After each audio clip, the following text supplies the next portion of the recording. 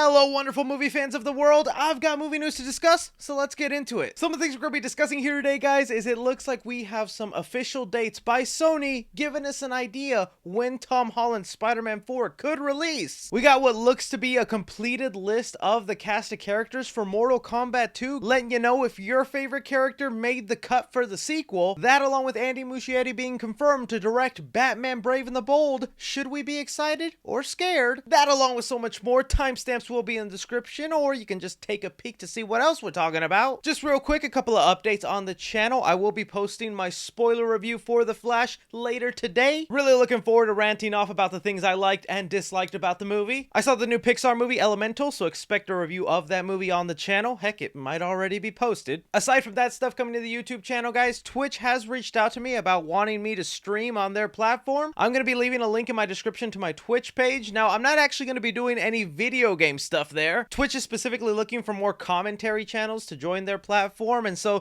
they just kind of want me to get on there and talk movies with you guys. So if you want to be part of a more interactive experience where I get to talk movies about you guys and you dictate the conversations, heck, even this weekend with The Flash coming out, might just do a whole stream dedicated to spoilers on The Flash with your guys' input in there. I only have 44 followers right now, so there's a good chance if you get on the stream, I'm going to be able to talk directly to you in chat. But okay, with all that out of the way, let's dive into our first movie news story here today. Some real exciting stuff, man, because Bambi, she be getting her own live action movie. Is Bambi a girl?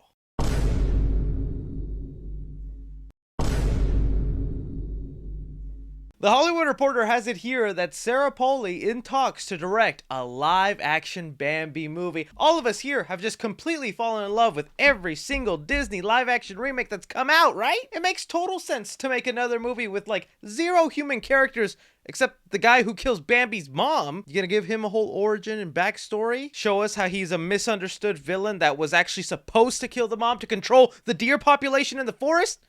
You know what? I'm actually down for this movie now. Okay, joking aside, as someone who used to be okay with these live action Disney remakes always coming out, I've hit my burning point with them. I just don't get that excited for them, and a lot of the times, the best thing that comes out of them is just they're okay. Something like the live action Bambi movie, yeah, I'm sure you could do something great, but I think you'll still run into that problem that I've been seeing with these live action remakes is when you take these creatures with humanistic features like large eyes, exaggerated mouths, that gives them real expression in animated form that lets you feel and attach yourself to them.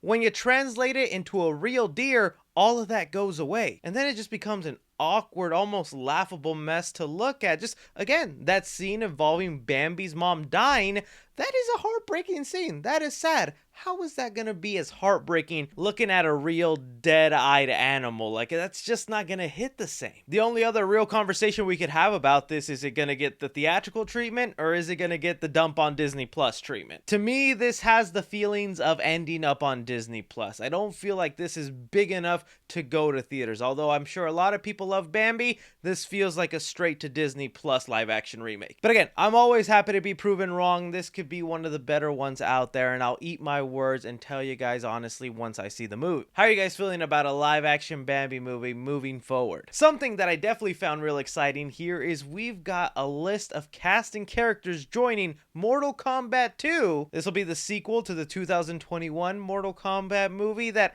look, I know it gets hate, I know people think it's terrible, and yes, it is definitely flawed. I had fun watching that movie. Heck, I'm even someone that didn't mind Cole Young. But here, Deadline lets us know a full roster of the casting characters, and your favorite one might end up on this list. So going through some of the actors that'll now be playing these iconic characters from the video games, starting off here with Martin Ford as Shao Kahn. This guy is definitely beefed up to play the role. I see the vision, and I approve of this. We have Desmond Chian as King Jared. This isn't a character I'm actually too familiar with. Anathu Nguyen as Queen Sindel. This is a character a lot of people were hoping to see in the movies. An interesting choice, you have Damon Herman as Quan Chi. I think he's going to play a significant role in this movie, especially when we talk about some other returning characters. The Deadline article even goes as far as to reiterate some information that was kind of iffy last time we talked about it. Carl Urban is going to be playing Johnny Cage. This is official. This man is our Johnny Cage. I love Carl Urban. Johnny Cage is my favorite character of the series. I am very hesitant to see how he plays the character, but I'm going to remain open-minded. Adele Rudolph as Katana, and Tati Gabriella as Jade. Now, along with some of these new faces, the article also confirms some returning faces from the previous movie that'll be coming in. Some aren't really a surprise, like Sonya Blade, Raiden, Jax, Liu Kang,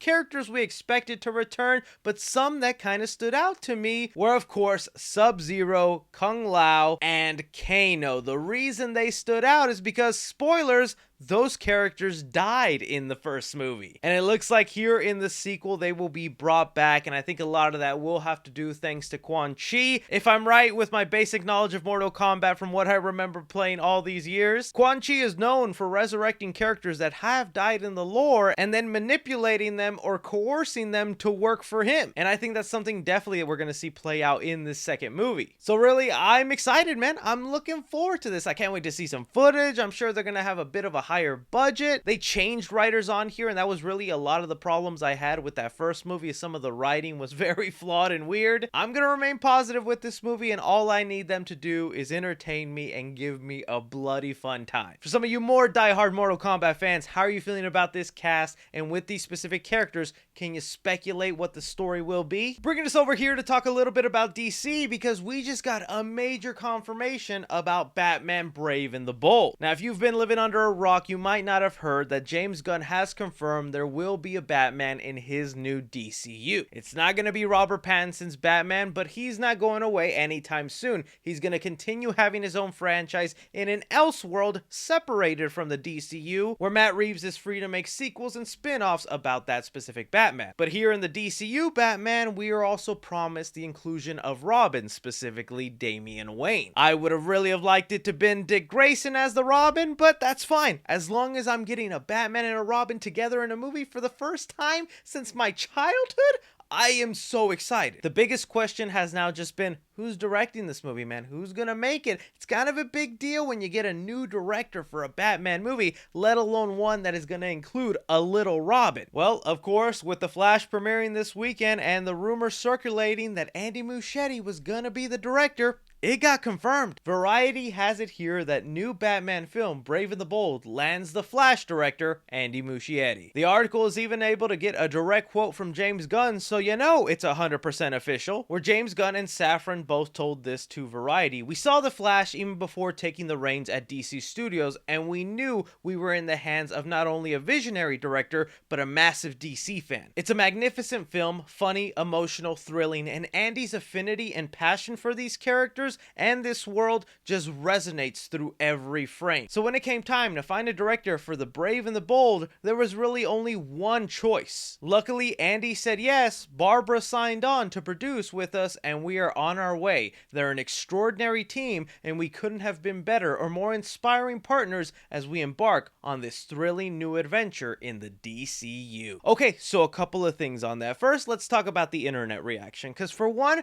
you would have been on the internet maybe like 2-3 weeks ago. Everybody loved Andy Muschietti. Everybody was praising him, hyping him up, going, man, we really got to see The Flash. Even though Ezra Miller's a big problem, we got to support it for people like Andy Muschietti and Michael Keaton and Sasha Calle. But now people have turned on Andy Muschietti, and they're really talking bad on him. Sort of the same way people turned on Sam Raimi once they started seeing Multiverse of Madness and going, this is the guy who made the iconic Spider-Man movies, really? It's kind of sad to see something like that happen, but I guess it's understandable with all the negative things The Flash is attached to. You're just gonna have people being extremely negative with the film. Jumping into my own personal opinion, as someone who has seen The Flash and a lot of Andy Muschietti's work with the It movies, I'm actually pretty excited to see his take on Batman. I think the Batman aspects of The Flash are some of the best parts of the film, and those are very minor parts. Even though the marketing would have you believe most of the movie is Michael Keaton Batman or Ben Affleck Batman, they're a really small part of it, but their parts were awesome. Andy Muschietti was not afraid to let Batman use his gadgets. It was also two very distinctly different Batmans. You had Ben Affleck doing his large adventurous explosion stuff, and then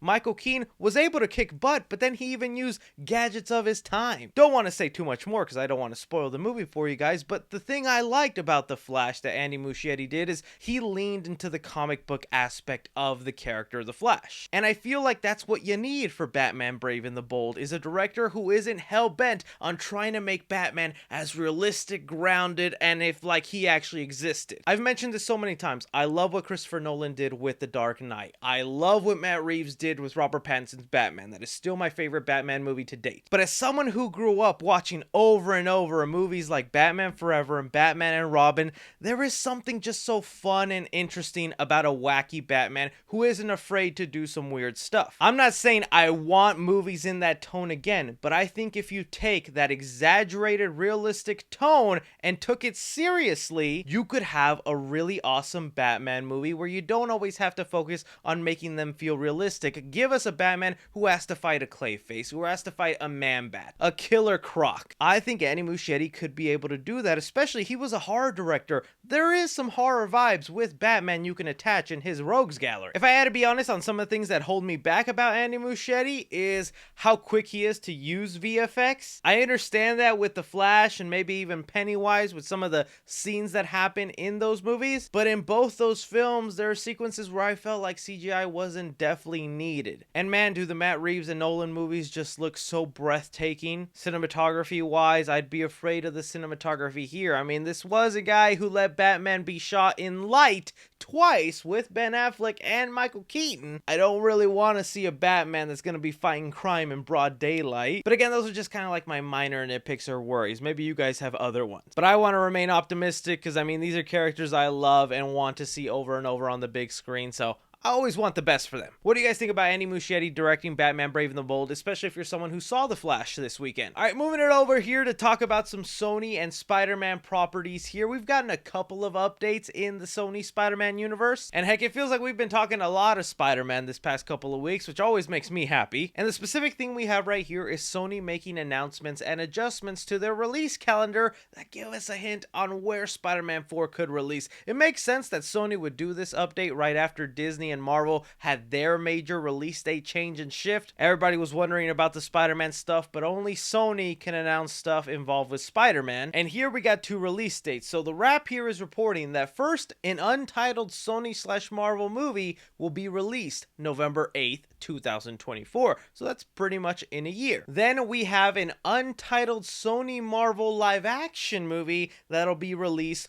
June 27th, 2025. That's the release date a lot of people are thinking could be Tom Holland's Spider-Man 4. It's a summer release date. That's been the pattern with all the Tom Holland Spider-Man movies. 2025 seems like the right time frame for them to eventually start the cameras rolling next year, do all the pre-VFX, market it, and then release it for 2025. But we really can't get our hopes that high because these release dates could be other things. Now, for one, that November one that's coming out next year, there's a very good chance that release date is for Venom 3. There was a report a couple of days ago before this Sony announcement that said Venom is looking for an October 2024 release, and that's kind of in this ballpark range. But if it's not Venom 3, fans are also noticing, why did Sony specifically name this one Untitled Sony Marvel movie and name the other one Untitled Sony Marvel live action movie? That's a little weird. A lot of us have been dreading that maybe the March 2024 release date for Spider-Man Beyond the Spider-Verse isn't going to happen, and they'll have to delay that movie. November 8th could be maybe the new release date. At least it would still come out next year, so if that happens, I wouldn't be that sad about it. Going back to the 2025 release date, you also got to think Sony has so many spin-off Spider-Man movies in the work, it is crazy. They have the El Muerto movie, which is the Bad Bunny as a wrestler in the Spider-Man world. There's even reports that they're looking to film that at the end of this year, which I still can't believe they're going to do that movie. We have the Donald Glover Hypno Hustler movie, based off like the relatively unknown villain in the Spider-Man universe. We have the Spider-Woman movie coming up. We've been told there's maybe a live-action Miles Morales movie coming. Genuinely, so many things in the Sony Spider-Man universe. Your guess is as good as mine. If I had to put like money down and take like a real bet guess on what's going to happen, I'm going with Venom 3 for that November release date and Tom Holland's Spider-Man 4 for that 2025 release date. The last thing I'll end off with this Sony Spider-Man universe talk here, there's been a photo floating around from Kraven the Hunter, the first R-rated Sony spin-off universe movie, where it gives us an idea of the pre-Kraven costume. Now, fans have been going crazy about this, going wild, acting like this is the final design for the Kraven the Hunter suit, when I'm like, guys, this is technically an origin movie. It's a prequel to Kraven the Hunter. Of course, he's gonna have some like BS looking pre-Kraven suit. I mean, we're about to get 3 Venom movies in, and he still doesn't have the white spider. We're getting to the point where fans are just accepting Venom can be Venom without that white spider, and that kind of hurts my little heart. So really, it doesn't matter. To me, this just lets me know there's a Kraven the Hunter trailer, and it's coming very soon, y'all. Where is it? But that is all the movie news we currently have going on right now, guys. I want to thank you for taking time out of your day to watch me talk some movie news. Don't be forgetting to hit that like button. Subscribe if you haven't already. Follow the link in the description to go to my Twitch account. Heck, even suggest to me a time you'd be available to actually see me, okay? I'll see what the most common time is. But other than that, love you guys. Hope you have a wonderful day. Take care.